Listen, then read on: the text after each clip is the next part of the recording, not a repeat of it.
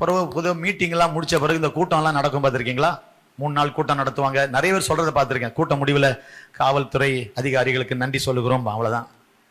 ஆனால் நம்ம அப்படி செய்யறதில்லை. அப்படி நம்ம செய்யறதில்லை. கூட்டம் முடிஞ்ச பிறகு நம்மளால் என்ன செய்ய முடியும்? நம்மளை நன்றி எப்படி காட்டுது? வெறும் வார்த்தையில் இல்லை. போன தடவை குட் ஃப்ரைடே ப்ரொசஷன்லாம் வச்சோம். ரொம்ப நெருக்கடிக்கு பிறகு தான் அனுமதி கிடைச்சிச்சு. அப்புறம் ஆண்டிருக்கிற ஒரு டிஎஸ்பி சார் இருந்தார். அவர் நடத்துங்க, பர்மிஷன் கொடுத்துருங்கட்டார். அவரை போய் பார்த்தோம், பேசணும்.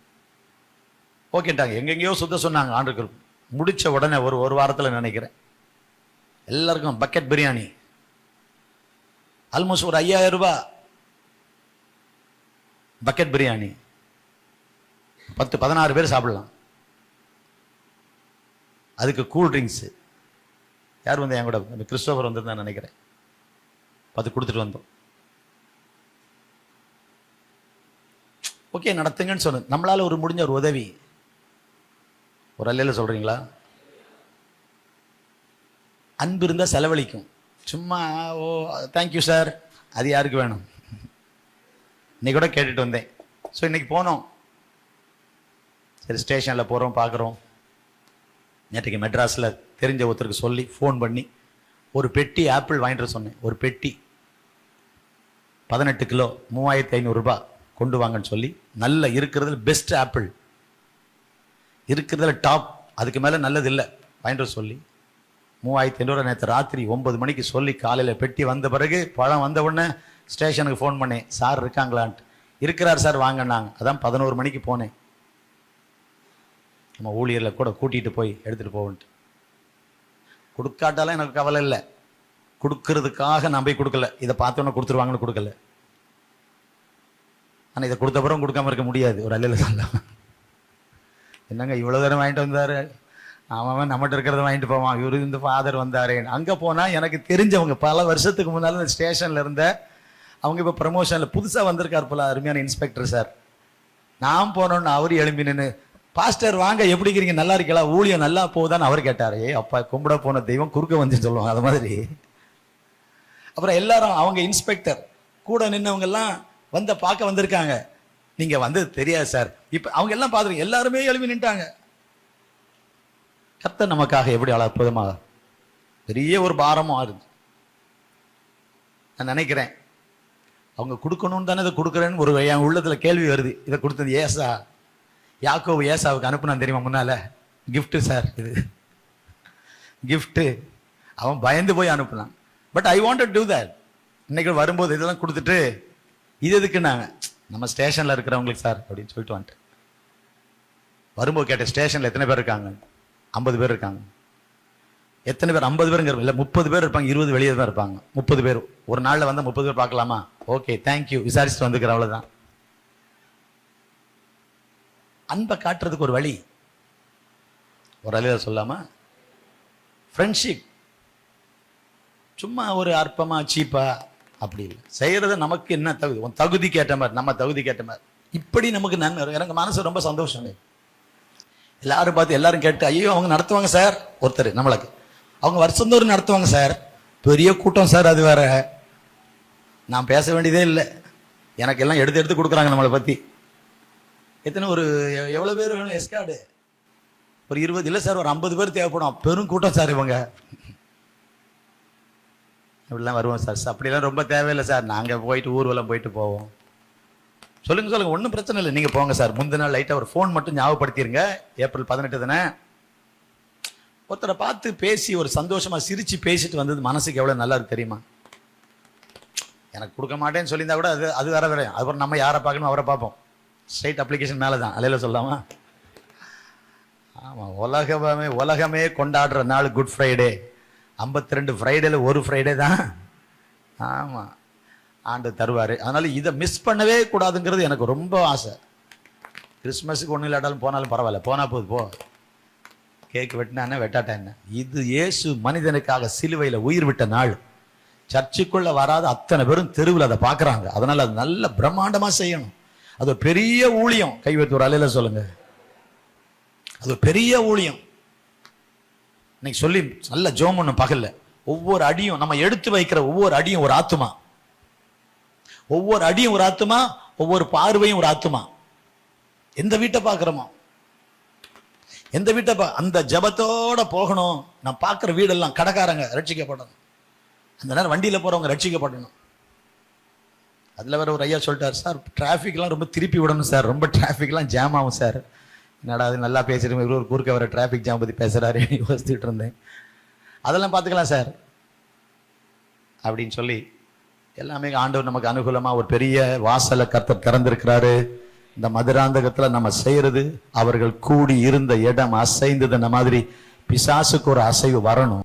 அப்போ எவ்வளவு காலம் முடியுமோ அவ்வளவு காலம், யாருக்கெல்லாம் முடியுமோ அவர்களுக்கெல்லாம், எந்த நேரமெல்லாம் முடியுமோ அந்த நேரமெல்லாம், எங்கெல்லாம் முடியுமோ அங்கெல்லாம், என்னென்ன வழிகளில் முடியுமோ அந்த வழிகளில் எல்லாம், என்னென்ன முறைகளில் செய்ய முடியுமோ அந்த முறைகளில் எல்லாம் நீ செய்யக்கூடிய எல்லா நன்மைகளையும் செய். இதுதான் ஜான் வெஸ்லி மோட்டோ. நமக்கு அது அப்படி மாறட்டும். ஆண்டவர் ஸ்தோத்திரம். Every do whatever good you can, whatever way, whatever time, wherever it may be, whatever it may be, however it may be, however, whatever, wherever.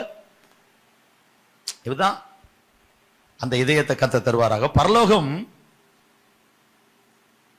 தலைவனா இருக்கிறதை விட பணியாளனா இருக்கிறவனை தான் பெருசுன்னு சொல்றார் ஆண்டவர்.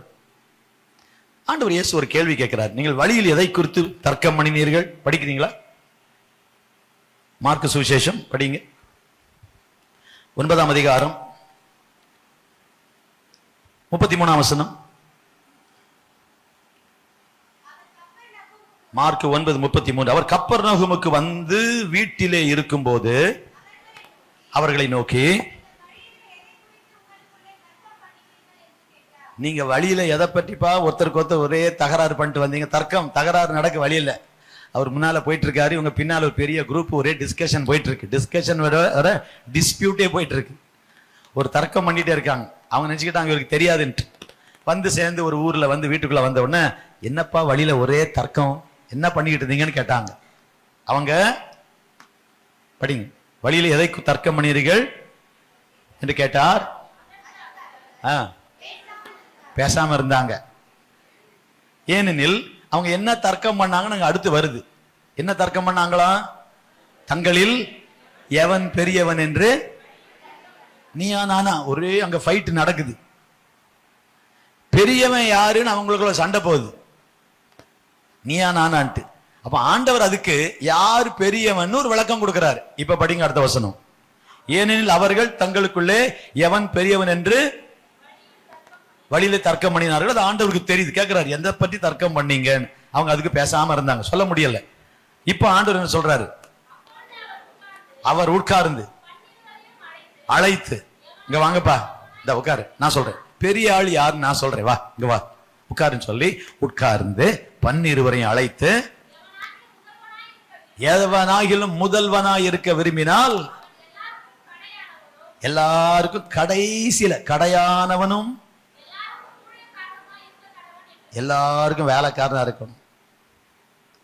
Just opposite. இந்த உலகத்தினுடைய கருத்து கணிப்புக்கும் நமக்கும் வித்தியாசம். இந்த உலகத்தின் கருத்து கணிப்புக்கும் பரலோக கருத்து கணிப்புக்கும் எவ்வளவு வித்தியாசம். அவன் எல்லாருக்கும் லீஸ்ட் ஆஃப் ஆல்,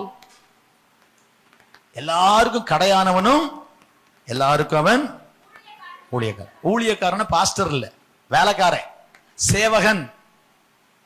சேவகன். இந்த மைண்ட் நமக்கு இருக்கணும்னு ஆண்டவர் சொல்றாரு. இயேசு தன்னை அப்படித்தான் அறிமுகம் செய்தார். அதையும் சொல்றேன், இருக்கணும்னு சொன்னார். அவர் சொன்னதை செய்தார், செய்ததை சொன்னார். புரியுதா நான் பேசுறது? Jesus taught. Whatever he preached, he practiced, and whatever he practiced, he preached. அதனால ரைமிங்கா இருக்கு. Jesus preached what he practiced, and what he practiced, he preached. Breach பண்ணதை பிராக்டிஸ் பண்ணாரு, பிராக்டிஸ் பண்ணதை பிரீச் பண்ணாரு. பிரீச் என்ன? சொன்னதை செய்தாரு, செய்ததை சொன்னாரு. எல்லாருக்கும் கடையானவன், லீஸ்ட் ஆஃப் ஆல். அடுத்தது எல்லாருக்கும் வேலைக்காரன், எல்லாருக்கும் வேலைக்காரன். இயேசு அப்படி செய்தாரா? செய்தார். இயேசு செய்த வேலைகள்லாம் சொல்லுங்க. இயேசு தன்னை எப்படி அறிமுகப்படுத்தினாரு? அந்த மார்க் 10:45 படிச்சு பாருங்க. இயேசு எப்படி தன்னை அறிமுகப்படுத்தினார்? எல்லாருக்கும் வேலைக்காரனா இருக்கும் சொன்னவர். அப்படி சொல்லு, மனுஷகுமாரன் ஊழியம் கொள்ளும்படி வராமல் ஊழியம் செய்யவும் அநேகரை மீட்கும் பொருளாக தம்மை கொடுக்கவும், உயிரையே கொடுக்க வந்தார். மனுஷகுமாரன் ஊழியம் கொள்ள வரல. ஊழியம் கொள்ளுதுன்னு என்ன?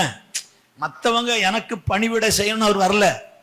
அடுத்தவங்க தனக்கு சேவை செய்யணும். நான் பாஸ், நான் தலைவன், நீங்க தான் எனக்கு சேவை செய்யணும். இன்றைக்கு உலகம் அப்படிதான் இருக்கு. தலைவர் வராரு, என்ன வர எலும்பி நிக்க மாட்டேங்கிறீங்க கேட்கறாங்களா? இல்ல, ஒரு எலும்பி நிக்க தெரியாது. பெரியவங்களை கனம் பண்ணணும், அது நமக்கு தெரியுது. ஆனா ஆட்கள் அப்படித்தானே, தனக்கு சால்வை போடாம பக்கத்தில் இருக்க ஆளுக்கு சால்வை போட்டாருன்னா அவர் பலார்னு அரைகிறாரு. போன வாரம் நியூஸ் யூடியூப்ல, நான் உட்கார்ந்துருக்கேன், எனக்கு போடாம அவனுக்கு போட பலார்னு விட்டார். ஏன் இவருக்கு தலைவர், நமக்கு போடலையே? இதான் உலகம், இதான் உலகம். நல்ல கவனிங்க. ஆனா உலகம் ஜீசஸ் உடைய ஆட்டிடியூட் கம்ப்ளீட்லி டிஃபரெண்ட். மனுஷகுமாரன் ஊழியம் கொள்ளும்படி, தனக்கு மற்றவங்க சேவை செய்யணும் வராம அவர் சேவை செய்கிறவராக. அப்ப அவர் he became like a servant. அவர் சேவை செய்கிறவனாய் வந்தார். ஒரு அலையில சொல்லாமா? அப்ப சேவை செய்வதுதான் பெருசுன்னு சொன்னாரு. உங்கள் எவனாவது பெரியவனாயிருக்க விரும்பினால், முதல்வனாயிருக்க விரும்பினால், பெரியாள் நினைச்சீங்கன்னா நீ எல்லாருக்கும் வேலைக்காரனாரு. கஷ்டம்தான் இல்ல? நமக்கு 4 பேர் வந்து கையா கால ஐயா வாங்க ஐயான்னு நம்ம கிட்ட சொல்றது எப்படி இருக்கு? நம்ம போய் எல்லாரும் காலையும் கழுவுறது எப்படி இருக்கு? இயேசு செய்தாரா? தொழுநோயாளிய தொட்டாரா? கண் பார்வை இல்லாத மனுஷன் பேசினாரா? சின்ன பிள்ளைகளை தொட்டாரா? இழிவான வேலைன்னு நினைச்சதெல்லாம் இயேசு, அதாவது சொல்றோம்ல, கூசாம செய்தார், வெக்கப்படாம செய்தார், செய்து காட்டினார். சீஷர்களின் கால்களை, அந்த போக்கஸ் போடுது, சீஷர்களின் கால்களை, வசனம் சொல்லுங்க கரெக்டா, சீஷர்களின் கால்களை கழுவ தொடங்கினார். அவன் தான் பெரியவங்கிறார். அவர் எவ்வளவு பெரியவருங்க? கம்முன்னு இருந்தோட காற்று அமைதியா இருக்கு, போ இன்னும் பிசாசு போகுது. அவர் போன்னு சொல்லாமலே போறேங்குது பிசாசு. நம்ம போனாலும் போக மாட்டேங்குது. நம்ம கிடந்து போராடுறோம் பாருங்க. சில ஆட்கள் பேய் ஓட்டுறதுக்கு தபேலா வாசித்துருவாங்க. ஃபுல்லா தபேலா வாசித்து போ போ போன்ட்டு கடைசியில் ஒரு பேய் போகவே இல்லை. அந்த ஆளுக்கும் எப்படி ஓட்டன்னு தெரில, பேயே போகல, ஓட்டவும் தெரில.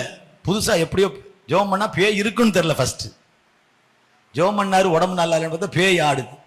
போன்னு சொல்லி பார்த்தாரு, போகவே இல்லை. இவரும் என்னெல்லாம் பண்ணி பார்த்தாரு, எப்படி ஓட்டன்னு வர தெரில. ஆனாலும் ஒரு ஆசையில ஆரம்பிச்சிட்டாரு. இப்ப முடிக்க முடியல. கடைசியில் வருத்து போய் நின்றுட்டு, நான் என்னதான் பண்ணணும்னு கேட்டிருக்காரு. என்ன பண்ணாதான் போவேன்ட்டு. அது பாவம் இறக்கப்பட்டு ஏசு நாமத்துல போன்னு சொல்லி போறேன் இருக்கு. உடனே ஏசு நாமத்துல போன போயிடுச்சு. அதுவே ஐடியா கொடுத்துருக்கு. நல்ல பேய் பாருங்க, கவனிங்க. எல்லாம் கழுவ தொடங்கினார். ஆட்டிடியூட் ரொம்ப முக்கியம். ஆட்டிடியூடு, நான் சொன்ன ஜபத்துல உங்க பாட்டு ஆண்டவரை மயக்காது, உங்க பிரசங்கம் மயக்காது. இப்ப நான் பிரசங்கம் பண்றேனே, ஆண்டவர் மயங்கிடுவாரா? குணம் எப்படி இருக்குன்னு பாக்குற. ஆட்டிடியூட் ரொம்ப முக்கியம். ஆட்டிடியூட சின்ன வயசுல இருந்தே சரி பண்ணணும். எண்ணங்களை சரி பண்ணணும், நினைவை சரிப்படுத்தணும், சுவாபத்தை சரிப்படுத்தணும். ரொம்ப முக்கியம்.